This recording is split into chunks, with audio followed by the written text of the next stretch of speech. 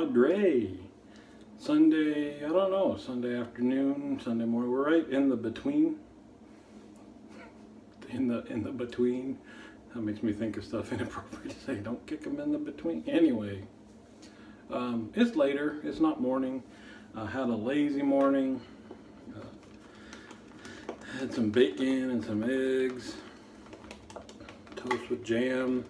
Went outside and sprayed the weeds are starting to pop up in our gravel. Went and sprayed them down.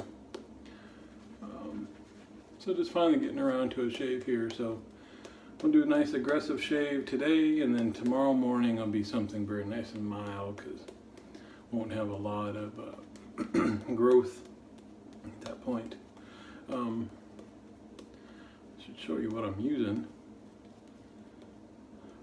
So if you want to shave like Dave, you can exactly replicate. This is a Sorrentino seafoam brush from Eric Sorrentino on El Shaving Cadre. We are also, also related to the Shaving Cadre, we have Lisa's Natural Herbal Creations, who's a vendor there. Her Doc Holiday Soap, who is a member there. Man, one big happy family in my bathroom today.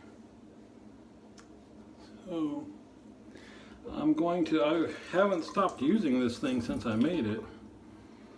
I call it the RX71 Asylum RX head with the Holy Black SR71 handle.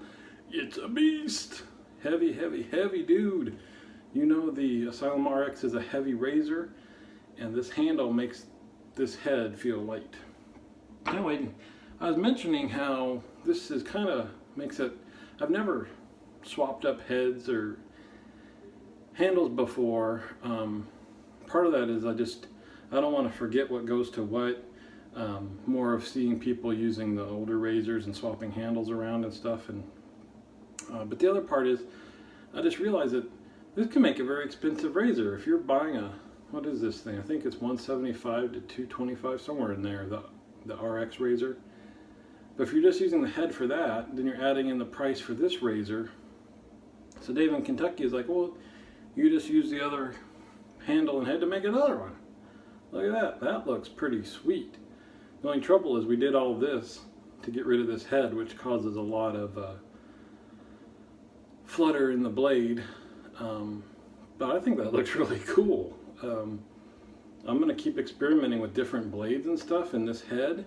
So even if I could get it to work with the head it's meant with, this looks pretty sweet. Anyway, here we go.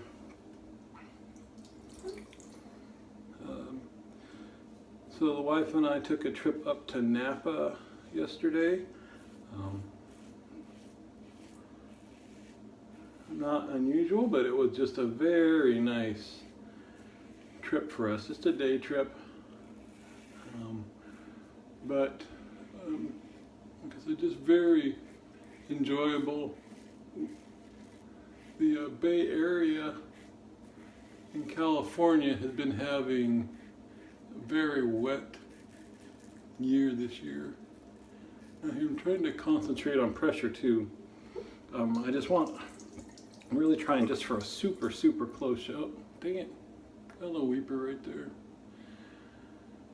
I was gonna see if I could get just BBS with no cleanup, super close. Anyway, cooler than normal weather, wet, but yesterday was just awesome. Napa is warmer than the Bay cities, especially the ones on the Bay is kind of like this, with like San Francisco here and the Golden Gate Bridge there, then over on this side be like Oakland and Berkeley, and San Jose's like down here. Anyway, and then Napa's like up here. Anyway, this area here, we live kind of like right there. It's pretty cool. Cool as in cool weather. Cold because the fog, San Francisco fog, comes rolling in up over this hill and through our backyard and stuff like that. So anyway, Napa tends to be warmer. always warmer than the peninsula, but can get pretty hot, which one reason why you get some awesome Cabernet up there. You get nice hot weather to develop the sugars, alcohols. You then cool down at night to pull that alcohol back into sugar. Anyway, just kind of the perfect weather. That's why it's a famous wine area. But because things have been cooler and all that, when we were up there, the first tasting we hit was at Paradux Winery, P-A-R-A-D-U-X-X,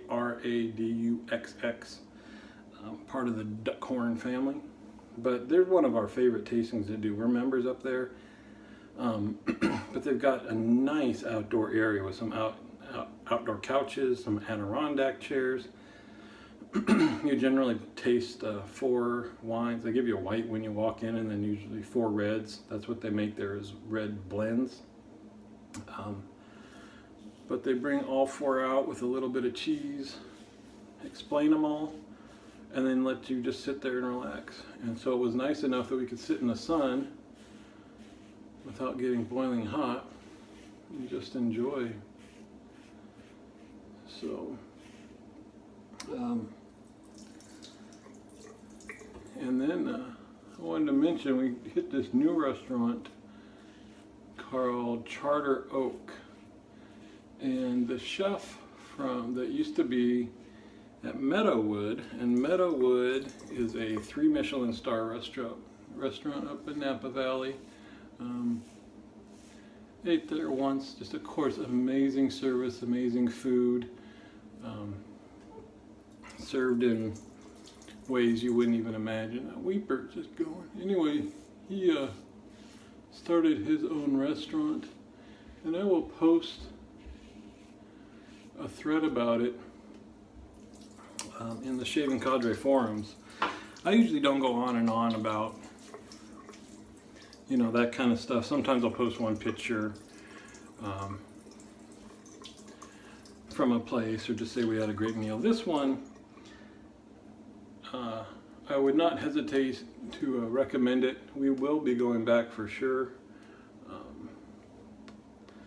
We went for lunch, so I don't know what their dinners are like, but I will say, for the price, I don't think it can be beat anywhere. All the way from the entrance from the parking lot, there's just like a stone wall with a little arch that opens up into a small courtyard that just kind of is like inviting you into this special experience. But it's not hoity-toity. You walk in and it's like wood, kind of like rustic looking everywhere. But just every little touch. It's one of those places where you're just kind of looking around, or things happen and you're like, well, this is just cool.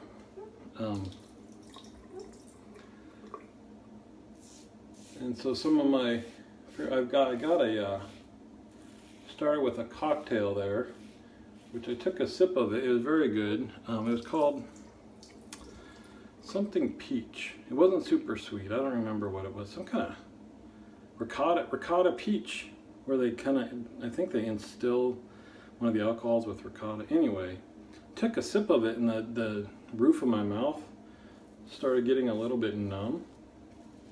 And I was like, never had felt that before. I was like, this is a little odd. It almost feels like I don't get any heat. It didn't say anything about being spicy. But just this weird feeling. I was like, I wonder if I'm reacting to something in the cocktail or something. And then my wife tried it, and she got the same kind of thing and said there's some heat in this. And I'm just a poor white boy that my highest spice level is like pepper. So I tried it again, same thing. And so we finally asked the server, is there anything in there to give heat? And he said there's poblano pepper something in there. And I don't know, that's probably very low on the heat scale, but for me, it was enough. I mean, it wasn't crazy, and my wife kept offering to swipe drinks with me, but toughed it out, experienced it. The bread was awesome. I know that they were known for their bread, so we ordered that. And one of the coolest things, as part of where you're sitting in the restaurant, is this big hearth with an actual wood fire going into it, kind of out in the open, and they use it for cooking. They've got on the sides of it, they've got racks with food that are kind of keeping warm or pre-prepared. So like if you order whatever chicken, you know, they've got some of them sitting there, and they'll throw one on the hot grill just to finish it off, that kind of thing. So it was kind of awesome to see, and it wasn't one of these where, you know, sometimes you see wood fired whatever, and it's actually a big gas oven where they've got a little bit of wood for flavor. This, they actually had a big stack of wood. I mean, you could see it. It was a big open hearth. You could see the wood that was burning, and them having to fan the flames and throw more wood. Anyway, you order the bread, and you know, he said, make our own bread, home churned butter every morning, and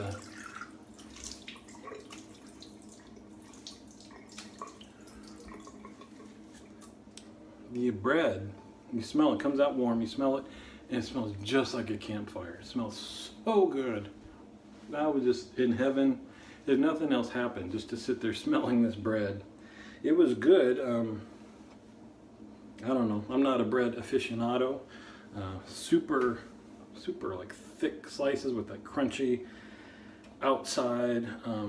But just to sit there and smell it, oh, it was awesome. There's lemon. And then when they bring it out to you, you don't have any silver or anything on the table. And then they show you, they got these cool drawers just by your leg in the table that you pull out. And they've got all the silverware lined up there, and your napkin and all that stuff. Just kind of a cool touch. Anyway, it was just one of those places where you were like, it made me feel like no matter what we ordered, it was going to be awesome.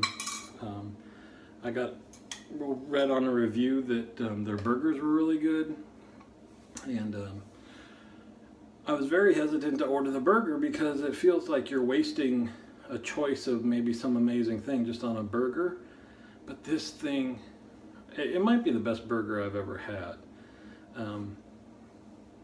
I think they must, I was thinking it's 2 thin patties, but they must have like, I don't know, had a pocket in there and had some kind of a green olive tamponade, whatever, inside, and then some kind of a white cheese. Oh my gosh.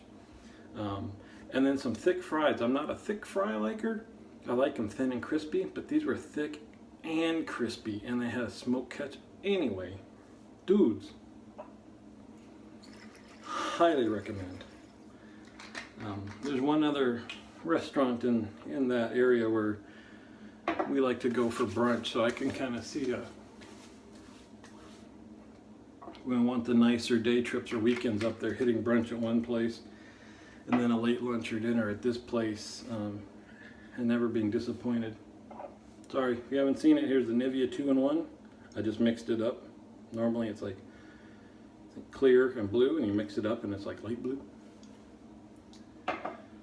Anyway, so great weekend. It was cool. Bud break, which just means that after harvest and the vines are dead or kind of dormant for the year, they cut off like most of the shoots, and you just have the big thick vine coming up and a couple of now I'm forgetting all the terms, but it kind of splits off and then go along the strings where it's going to grow, and everything else is cut off for the winter. Well, now you're starting to get little green buds and stuff where you're going to get the vines shooting off and starting to grow. So it's a popular time in Napa. But we hit this back road that's really cool. On one side of the road you could see these thin little, they were newer vines, and then directly on the opposite side these thick vines that you knew were 50 years if not older.